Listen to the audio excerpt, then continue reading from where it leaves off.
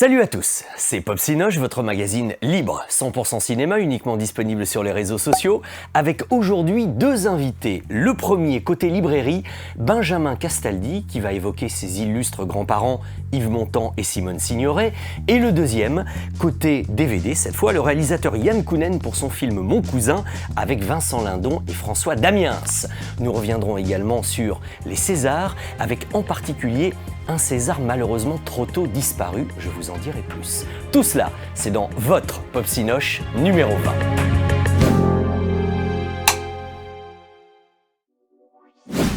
Si tout le monde, évidemment, connaît Benjamin Castaldi, tout le monde ne se souvient pas forcément qu'il est le petit-fils de la grande Simone Signoret et donc, indirectement, de Yves Montand. Alors, évidemment, des livres, des biographies ont été nombreuses et sont parues régulièrement, sur Montand comme sur Signoret, mais là où Benjamin a été très intelligent et très imaginatif, c'est qu'il a décidé d'écrire lui-même un portrait croisé de Signoret et de Montand qui, c'est vrai, sont absolument indissociables. Et je vous assure que ce livre va bien au-delà de quelques souvenirs personnels et familiaux vécus avec eux dans sa jeunesse. Discutons donc d'un des couples d'artistes les plus importants du XXe siècle avec Benjamin Castaldi, qui nous a fait l'amitié de venir ici sur le plateau de Popsinoche.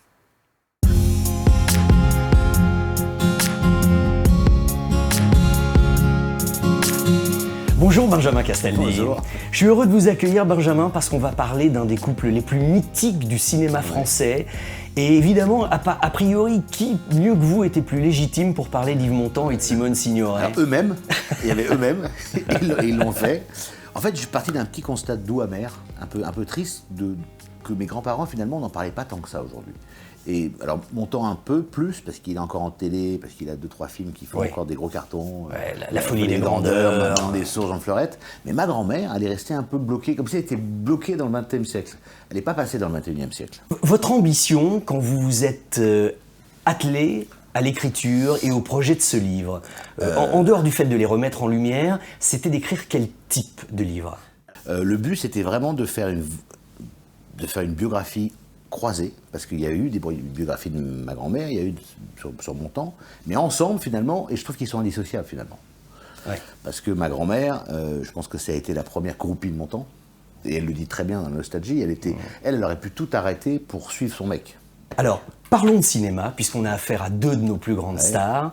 Et dès le début, moi, il y a une phrase que vous avez écrite qui m'a frappé et qui dit « Il est impossible de comprendre et d'apprécier Yves Montand si on ne sait pas d'où il vient, ni ce qu'a été sa culture familiale, politique et artistique. » C'est sûr. Ah bah, c'est sûr. Oui, mais alors pour le connaître, on n'a pas eu tous la chance de le connaître.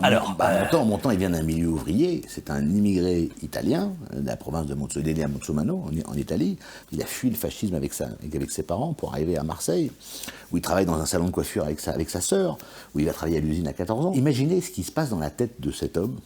C'est ça qui m'a fasciné, moi, chez Montand. C'est que, venant d'où il vient, quand il se retrouve à Hollywood quelques années plus tard, entre Marilyn Monroe, c'est incroyable. Et j'avais toujours cru que Clément était un homme plein de sensibilité. Évidemment, je ne le connais pas, mais... Oh non, je sais ce que c'est que ces hommes-là. Il faut que vous soyez plus mufle, vous comprenez?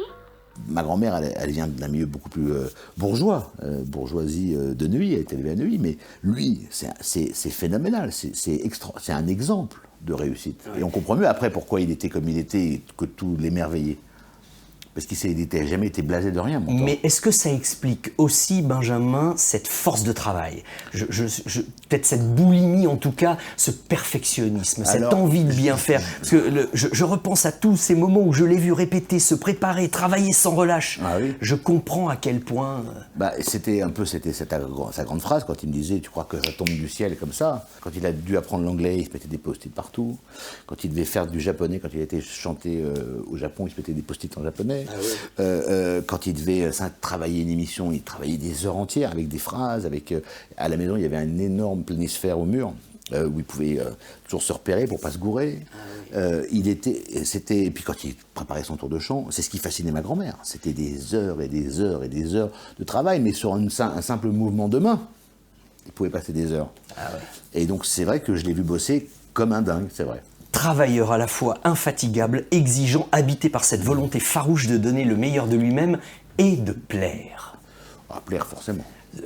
C'est Ça, du, et plaire- c'est du plaire et club séduire. de- Plaire et séduire, on va pas Voilà. se mentir. Oui, oui, oui. Mais non, c'était travailler jusqu'à la perfection. Mais c'est ce qui fascinait ma grand-mère. Elle disait d'ailleurs, elle se mettait très en dessous dans son travail par rapport à mon temps. Le métier de comédienne, pour elle, était bien moins important que le métier de showman, de one-man show, de chanteur. Oui. Je pense qu'il n'y a pas une personne au monde qui était plus fan et plus amoureuse de son mec que ma grand-mère. Benjamin, je voudrais vous montrer une photo qui a un lien direct avec une anecdote formidable du livre. Ah oui, Thérèse Raquin. C'est le film qu'elle a accepté de faire parce que Montand, justement, l'a surpris dans le salon. Et Montand lui fait une remarque assez désobligeante. Genre, en gros, ça voulait dire, parce qu'il avait un peu son franc-parler, combien de temps tu vas continuer à ne rien faire, pour ne pas dire ne rien foutre. Voilà, elle voulait plus trop tourner à ce moment-là. Voilà. Quoi. Et elle dit, tu crois que personne ne veut de moi? Et elle fait un coup de bluff incroyable, c'est qu'elle va prendre son téléphone, elle décroche son téléphone. Parce qu'elle venait de refuser Thérèse Raquin. Thérèse Raquin, et elle lui dit, en gros, elle dit au metteur en scène, dis-moi, bon, tu as trouvé quelqu'un parce que je suis d'accord pour faire le rôle. Et évidemment, le réalisateur dit, mais bien sûr. Donc, et elle décroche ce rôle, elle récupère ce rôle-là, mais en 4 minutes. Et elle dit, tu vois, et elle raccroche, et je dois très bien faire, tu vois. Mais ça, c'était eux, ça. Et mon Dieu, qu'elle est belle. Non, mais... Elle est encore très belle. Là, elle est encore très très belle. Elle était sublime. Hein. C'est une très très belle femme. Hein. Et alors, c'est vrai c'est ça, je pense, la valeur ajoutée de ce livre, Benjamin. C'est qu'au-delà de raconter une carrière, vous parlez d'Yves Montand en disant c'est par l'intermédiaire des objets que je suis entré dans la carrière cinématographique de Montand. Bien sûr. Moi, j'avais Auteuil. Auteuil, c'était quand même la maison de famille. Et dans Auteuil, il y avait... Auteuil, par exemple, il y avait les lunettes de l'aveu qui étaient accrochées dans une pièce. Ah oui, les fameuses lunettes de l'affiche. De la pendaison. Oui, c'est ça. Il y avait tous les fusils du Cercle Rouge. Pour un enfant, qui en plus, moi je suis comme la génération qui regardait les westerns quand même le mardi soir. Vous voulez dire la carabine avec laquelle il doit tirer dans la serrure. Et il enlève le pied pour le faire à l'épaule. Parce qu'il a arrêté de boire et qu'il veut se prouver qu'il ne tremble plus.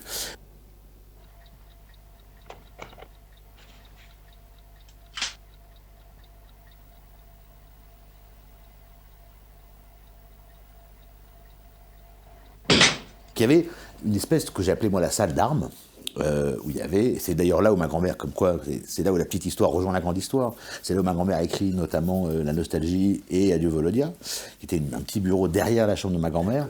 Imaginez quand on est un petit garçon, quand on a 7-8 ans, et qu'on sait qu'il y a ça. Mais oui. C'est un très... Il y avait aussi... Alors le Police Python, le Magnum 357, était caché.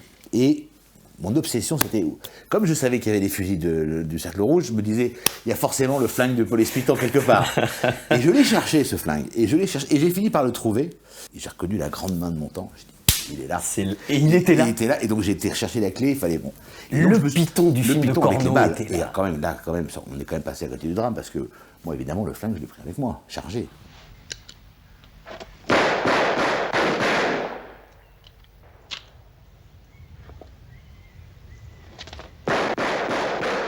J'ai remarqué une chose, je ne sais pas jusque dans quelle mesure vous vous êtes rendu compte du nombre de fois où vous avez écrit dans votre livre « J'aurais dû ». Oui, bien sûr. J'aurais dû plus leur Bien demander. sûr. J'aurais dû Bien plus sûr. les questionner. Bien sûr. Ben Mais oui. je me suis un peu soigné aussi avec ce bouquin, parce que j'ai fait un travail de recherche, parce que j'ai complété. Moi, j'ai appris des choses. Hein. J'ai l'air de tout connaître, mais je ne connaissais pas tout. Et j'ai pas posé une fois la question à Montand ou à Mamie. C'est comment ça s'est passé l'occupation. Mais oui. Qu'est-ce que tu faisais pendant l'occupation. Mais oui. La libération. La libération. Rien. Mais bon, après, voilà, quand on a 14 ans, on pense plus au tennis et aux meufs que... Ouais, il y a une chose qui m'a terriblement ému, c'est quand vous entendez parler au moment de la mort de votre grand-mère, d'elle à la radio. On ne parle que de cette femme que je ne connais pas. Signoret, la star, la femme, l'Oscar, le César, la femme engagée, casque d'or pour l'éternité. En fait, je connais rien de ma grand-mère. Rien. Je pense que je sais à peine qu'elle a eu un... Si, je sais qu'elle a eu un Oscar. Globalement, je sais qu'elle a eu un Oscar, mais sans plus. Le film, je crois que c'est... Donc on parle d'une autre... On annonce la mort d'une autre femme. On parle d'une autre femme. Et je me dis, mais bordel, pardon pour l'expression, mais je suis passé totalement à côté. J'aime énormément cette photo. Alors je crois que La Ronde, le film d'Ophil, c'est quand même Alors, alors celui-là, je pense que je l'ai pas vu, ce film. Ah, il faudrait. Alors Là, il ça, faudrait c'est faire tout à quelque fait- chose. D'ailleurs, je crois pas que j'en parle. Ouais, mais elle est sublime. Elle est très très belle. Les mêmes yeux. Ah, c'est hallucinant. Permettez-moi d'embrasser vos yeux avant de m'en aller.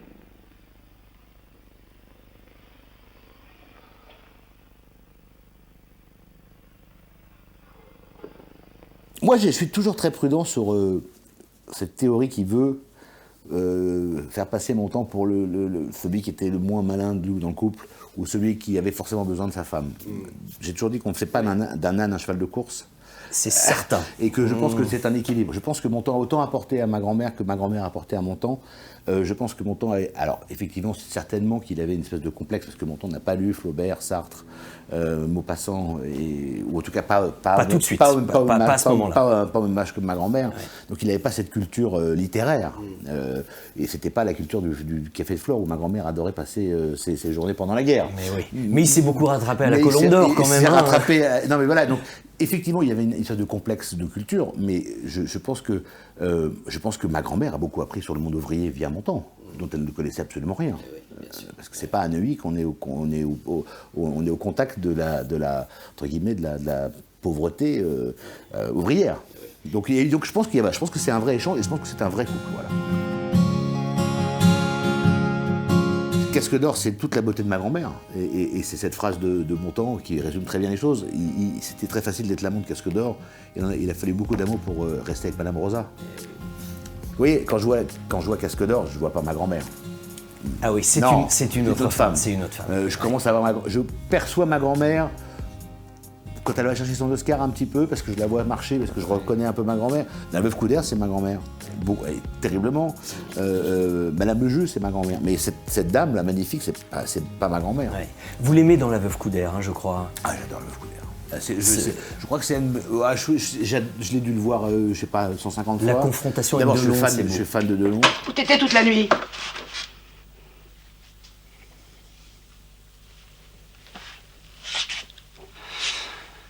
Avec Félicie. Tu le sais parfaitement bien que j'étais avec elle, pourquoi tu me le demandes? Qu'est-ce que tu lui trouves à Félicie? Elle est jeune.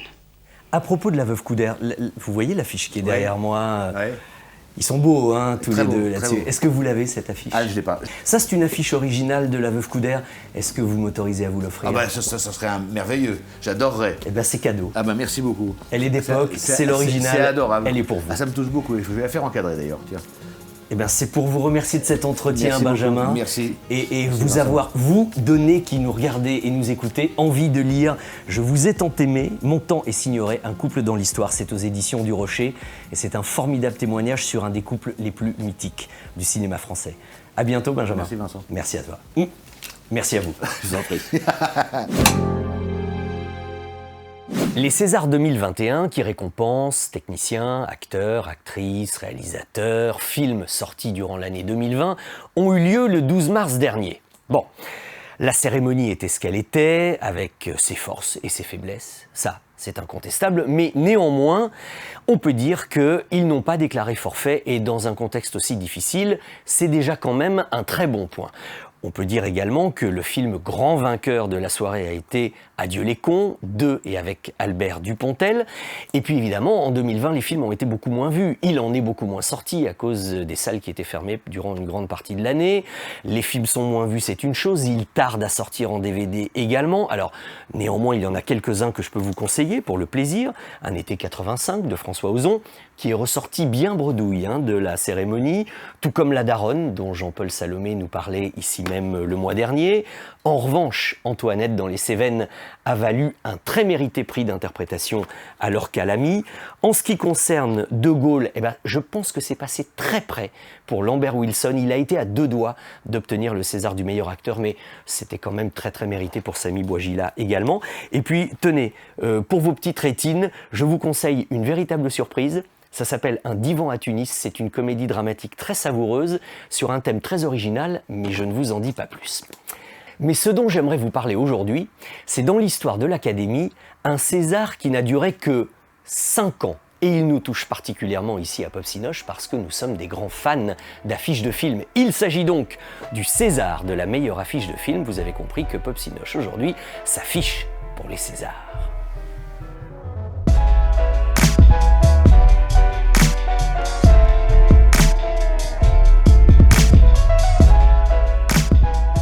Vous souvenez-vous qu'à partir de 1986 et durant 5 ans, il existait un César de la plus belle affiche de film? Non, peut-être pas, mais nous sommes là pour être votre rappel mémoire. Je vais même vous dire comment cette idée est née. Ça vient du réalisateur Patrice Lecomte, qui m'a confié récemment qu'un jour, comme ça, il discutait avec Georges Craven, le créateur des Césars, le grand patron de la cérémonie, qui était toujours à la recherche d'une idée nouvelle, d'une idée originale pour dynamiser sa soirée. Et Patrice Lecomte lui dit « Pourquoi tu fais pas le César de l'affiche? C'est quand même super porteur, très beau les affiches. » Ni une ni deux, l'idée a été adoptée et ça a duré pendant 5 ans seulement. Alors, nous allons être aujourd'hui votre rappel mémoire et je vous le fais façon César, je me la joue César. 1986, les affiches nommées étaient Zoran Jovanovic pour La Forêt d'Émeraude de John Borman, Michel Landy pour Harem de Arthur Joffé, Benjamin Baltimore pour Péril en la demeure de Michel Deville et Ran de Akira Kurosawa, et Bernard Bernhardt pour Subway de Luc Besson. Et l'affiche gagnante était Michel Landy pour Harem de Arthur Joffé avec le beau visage de Nastasia Kinski. 1987, les nommés pour la meilleure affiche de l'année étaient Claude et Denise Millet pour Je et les acteurs de Gérard Krawczyk, Michel Jouin pour Jean de Florette de Claude Berry, André François pour Max mon amour de Nagisa Oshima, Gilbert Raffin pour Thérèse de Alain Cavalier et Christian Blondel pour 37.2 le matin de Jean-Jacques Benex. Et en 1987, l'affiche gagnante était Christian Blondel pour 37.2 le matin d'après la magnifique photo de Rémi Loca. Avançons dans le temps, les affiches nommées pour l'année 1988 étaient Philippe Lemoine pour Le Dernier Empereur de Bernardo Bertolucci et Un homme amoureux de Diane Curis. Benjamin Baltimore et Luc Roux pour Sous le soleil de Satan de Maurice Pialat. Et Stéphane Bielikov et Sadi Nouri pour Tandem de Patrice Lecomte. Année 1988, parmi ces 4 affiches, la gagnante était Stéphane Bielikov et Sadi Nouri d'après la photo de Casteran pour Tandem de Patrice Lecomte. Nous sommes maintenant en 1989 et cette année-là, les affiches nommées étaient Andrei Malinowski pour Le Grand Bleu de Luc Besson, Benjamin Baltimore pour La Lectrice de Michel Deville, Christian Blondel pour L'Ours de Jean-Jacques Hano, Stéphane Bielikov et Luc Roux pour La Petite Voleuse de Claude Miller, Annie Leclerc et Daniel Palestran pour Les Saisons du Plaisir de Jean-Pierre Mocky. Et pour l'année 1989, l'affiche gagnante était Stéphane Bielikov et Luc Roux pour La Petite Voleuse. Et enfin, pour la dernière année, 1990, les affiches nommées étaient Gilles et Michel Jouin pour le tandem Jouino-Bourduge Cinéma Paradiso de Giuseppe Tornatore, Annie Leclerc et Jean-Marie Leroy pour Monsieur Hir de Patrice Lecomte, Dominique Bouchard pour Noces Blanches de Jean-Claude Brissot, Sylvain Mathieu pour Trop belle pour toi de Bertrand Blier et Laurent Lufroy pour Valmont de Milos Forman. Et pour la dernière année, l'affiche gagnante a été Michel Jouin et Gilles pour le tandem Jouino-Bourduge pour Cinéma Paradiso de Giuseppe Tornatore. Voilà, il faut quand même reconnaître qu'il était très sympa ce César, les affiches récompensées et nommées étaient toutes absolument magnifiques, et moi si je devais donner le César de l'affiche 2020, eh ben ce serait pour Adieu les cons, parce que d'abord regardez, elle est dessinée, ces 2 silhouettes qui vont de l'avant dans un cœur façon un peu article de journal déchiré. D'abord il y a très peu d'affiches dessinées de nos jours, donc ça mérite d'être souligné, et je trouve que parmi toutes ces affiches de photos, eh bien elle sort du lot et elle aurait mérité le prix s'il avait encore eu lieu. Aujourd'hui, Popsinoche s'affichait pour les Césars. Et pour terminer l'émission, un deuxième invité, nous accueillons Yann Kounen, le réalisateur célèbre pour son grand retour au cinéma après quasiment 10 ans d'absence. Alors attention, je ne veux pas dire que Yann Kounen ne fait rien, au contraire. Il est très actif, que ce soit à la télévision ou dans le domaine du documentaire, mais il n'empêche qu'il n'a tourné que 5 longs métrages en 24 ans. Alors du coup, chacun de ses films est toujours un petit événement en soi, tel ce Mon cousin avec Vincent Lindon et François Damiens, dont nous parlons avec lui, pour vous, aujourd'hui.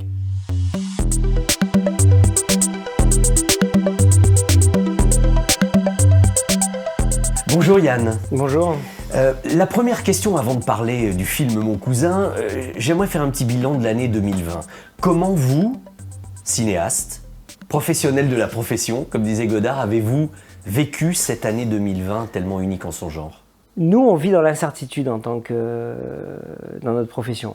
C'est-à-dire, on fait un film s'arrête, on en refait, on sait pas, on sait jamais de ce qu'a voilà, on voit rarement au-dessus de 6 mois, 1 an ou 1 an et demi, on avance en fait.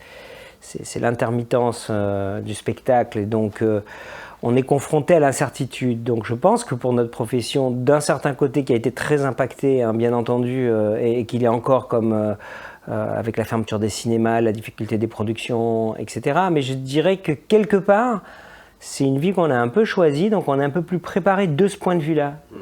Alors justement Yann, revenons à la genèse du projet, parce que sur le papier, a priori, c'est pas forcément votre nom qu'on imaginait pour ce type de film à la réalisation. Comment s'est montée l'affaire? Comment vous êtes arrivé là-dedans? Oui, bah, c'est vrai. Je dis à mes amis en général, je dis le seul truc expérimental qu'il y a un peu dans le film, c'est le fait que je le fasse moi. Oui, c'est Parce vrai. que d'habitude, il y a toujours un petit peu une dimension expérimentale dans mes films ou cross-genre, voilà, des tentatives, ou une bizarrerie, ou une particularité. On peut partir loin parfois, oui. Voilà. Dans les derniers films que j'ai faits, j'ai souvent fait des choses très différentes. Et j'aime parcourir les genres. Quand le producteur m'a proposé, il m'a appelé en me disant, voilà, il y a un film qui a à faire là, maintenant, et il m'a donné le casting avec Vincent Lindon et François Damiens, c'est une comédie. Et voilà. Et je me suis dit tout de suite, Vincent Lindon, François Damiens, ça m'intéresse, parce que je vois tout de suite l'aspect tandem, personnalités différentes, et puis les deux acteurs me plaisaient. Vincent me fascinait par les films qu'il a fait avec Brisé notamment. Mais bon, François, j'avais essayé de faire un film avec lui qu'on n'avait pas réussi à monter et que j'ai toujours apprécié, mais il est plus proche d'un univers de zinzin que le mien, quoi. Oui. Enfin, en tout cas, voilà. Les Dickeneck, etc. Oui, voilà. Ça pouvait fonctionner, ça. Voilà, ouais. c'est quelqu'un où on a des univers plus connexes et on avait essayé de bosser ensemble, donc on se connaissait. Et donc, quand il me l'a proposé, j'ai trouvé que cet alliage-là était en soi excitant et me donnait envie de le voir au cinéma. Vampire. Oh, mon cousin. Ah, tu m'as manqué. Tu m'as manqué. J'étais trop contente de toi. Les enfants, toi, Olivia. Mon cousin d'amour. Plus jamais 5 ans. Oh, Olivia, t'as fini tes cours de piano? Oui. Dis donc, toi, t'es une Formule 1. Donc, tout ça a fait que c'était un challenge. Ensuite, il m'a dit le titre, Mon cousin. Là, j'ai fait... c'est moins inspiré, on va dire. D'un coup, c'est pour moi, c'est voilà. Puis après, on vit avec... je me dis un titre de film pour juste le film. Voilà, mon frère, ma soeur, mon cousin, peu importe. Donc d'accord, je vais lire. Et j'avoue, assez inquiet au moment de lire parce que j'avais envie d'aimer. J'avais dans les références de la comédie, j'avais le Magnifique, d'un coup j'avais ces films des années 70. Oui. Un éléphant à trompe. Voilà, L'Emmerdeur, bien sûr, ça c'est évident. L'Emmerdeur, le Magnifique, Un éléphant à trompe. Oui. Mais j'avais ce plaisir-là de comédie. Donc j'avais envie de mettre des éléments qui peuvent fonctionner dans ce type de film, mais qui sont de l'ordre de l'univers onirique. Marre des conneries! Marre des dingues! Pierre, Merde! je peux venir avec toi?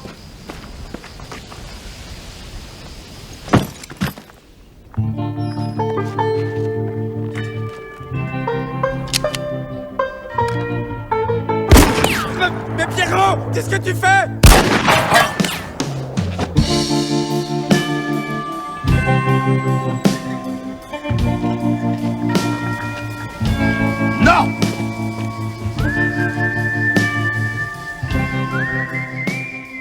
Il y a une chose aussi quand même étonnante, vu de l'extérieur, c'est l'investissement apparemment énorme dans tous les sens du terme de Vincent Lindon.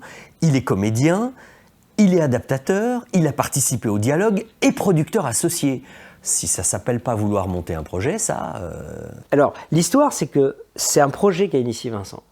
Vincent est venu voir Richard Grandpierre, le producteur d'Escouade, et lui dire, voilà, je veux faire ce type de film, je voudrais jouer ce type de personnage. Il voulait jouer un grand patron, il voulait jouer le personnage qui combat dans les films de Brisé. Je trouvais ça, moi, une idée formidable. D'un coup, de le voir revenir à la comédie dans le personnage. Voilà, je trouvais que j'avais beaucoup de curiosité par rapport à ça aussi.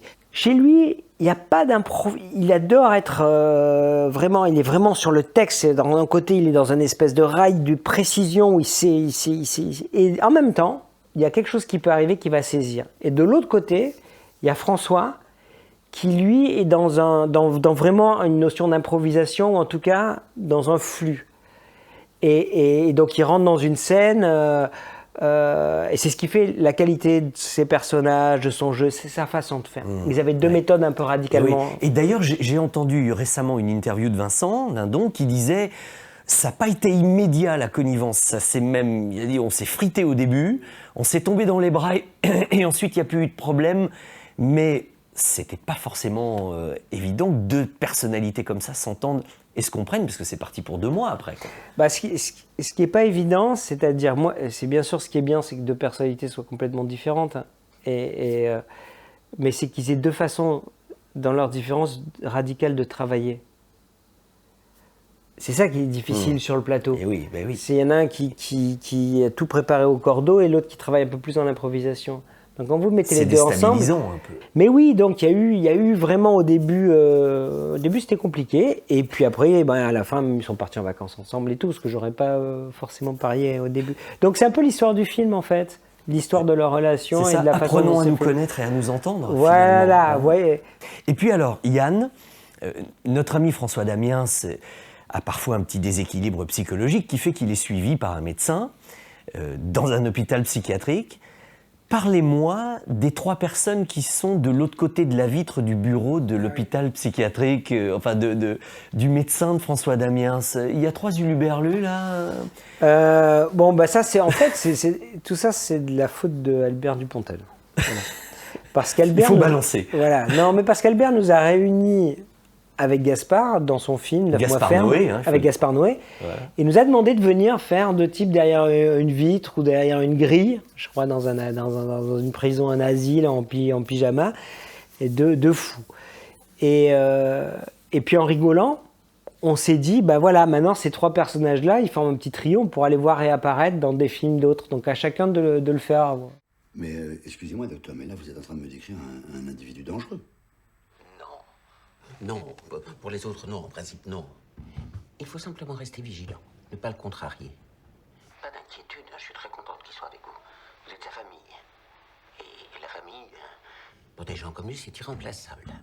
Je sais bien qu'on est sa famille. Je sais que ce serait mieux pour lui, mais... Allez. Bon, c'est juste pour une nuit, on est bien d'accord. Au revoir, monsieur. Et donc là, j'ai proposé à Albert et Gaspard de continuer, en fait, puisqu'il avait lancé quelque chose. Je dis, tiens, faisons-le là. Et ils ont accepté très bien, et on l'a fait. Maintenant, c'est au tour de Gaspard, Noé, de nous mettre dans... Eh bien, si avec tout ça, ça donne pas envie à ceux qui nous écoutent et ceux qui nous regardent de voir le film, c'est sorti en Blu-ray, en DVD, en VOD, enfin et heureusement. Ça s'appelle Mon Cousin. Et puis, merci beaucoup de nous en avoir parlé avec autant de passion. Merci à vous. Et oui, j'espère que les gens verront ce film. C'est un film qui fait du bien par les temps qui courent. C'est pas mal. C'est agréable et c'est une belle aventure. Belle conclusion. Merci à vous. Merci. À bientôt. Au revoir. Voilà, c'est fini pour aujourd'hui. Merci de nous suivre toujours aussi fidèlement et avec beaucoup d'enthousiasme. Avant de vous quitter, juste 3 petits conseils, ok ? Le premier, si vous avez aimé ce programme, Comme d'habitude, vous likez, vous commentez, vous partagez, ne changez rien. Le deuxième, ayez la curiosité d'aller voir toutes les nouveautés sur notre site www.popsinoche.fr. Et troisième conseil, n'oubliez pas, les belles photos du matin, la photo du jour, tous les jours disponibles à partir de 6h30. Voilà, là c'est terminé. Alors surtout prenez soin de vous, rendez-vous en avril pour le Popsinoche numéro 21. Voyez plein de films d'ici là et à la prochaine. Bye!